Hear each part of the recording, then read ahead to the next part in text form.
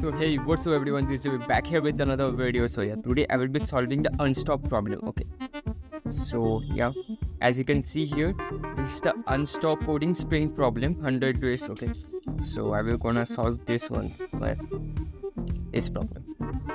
So yeah, as you can see in this problem it states, so we will do here the two pointer technique. Okay, since the list is already sorted, so we will use the two pointers. Okay, so start pointer at the beginning and end pointer at the end. Let's start the code implementation now. Def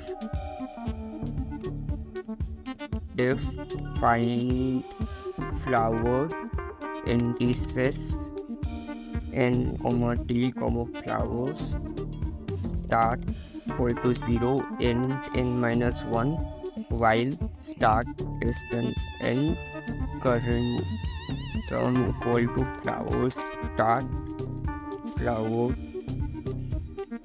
Now if current sum equal to t, then print start comma end and then return. And if current sum less than t, then start plus equal to 1 and else end minus equal to 1.